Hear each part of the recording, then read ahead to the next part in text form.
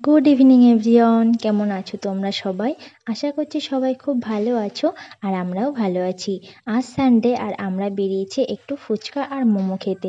ছুটির দিন যখনই আসে আমরা দুজনা কোনো না কোনো বাহানায় বেরিয়েই পড়ি, কারণ জীবনে টাকা পয়সা আসবে যাবে, কিন্তু এই সুন্দর দিনগুলো চলে গেলে আর ফিরে আসবে না। জীবনে যাতে কোনোদিন আফসোস না হয় যে এটা কেন করলাম না, তাই সবসময় চেষ্টা করি সব কিছুর আনন্দ উপভোগ করার জন্য। তো একটু মোমো খাওয়ার পরে আমরা গেছিলাম স্মার্ট পয়েন্ট। আমাদের বাড়ি থেকে 7-8 মিনিটের দূরত্ব।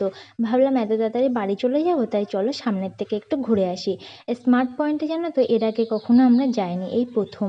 তো আসতে যেতে পরে ভাবি যে যাব যাব, তাই করে আর যাওয়াই হয় না। তো আজকে গেছি, আর এখানে গ্রোসারি জিনিসের দাম না ভীষণ কম দোকানের থেকে, তাই ভেবে রেখেছি এবার থেকে মাসকাবারি বাজার এখান থেকেই করব। তাই এখানে গেছি, কিছু নেব বলে আমরা কিন্তু ভেবে যাইনি। তো এখানে যখন গেছি ভাবলাম খালি হাতে চলে যাব, তাই কিছু না একটা কিছু নিয়ে যাই। তো টুকিটাকি জিনিস কিনলাম, আর মাম্মামও এদিকে গরম ভীষণ পড়েছিল। যাই হোক, আমরা ওখান থেকে বেরিয়ে গেছি আর একটা আইসক্রিম খেতে খেতে বাড়ি চলে এসেছি। আর দেখো স্মার্ট পয়েন্ট থেকে আমরা এই জিনিসগুলো নিয়েছি।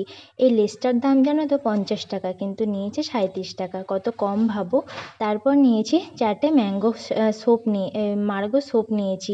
আর নিয়েছি হাজমোলা আনারদানা। হাজমোলা আনারদানাটা না আমার ভীষণ পছন্দের, আমার ঘরে সবসময় থাকে। আর এটা নিয়েছি ঝান্ডু বাম।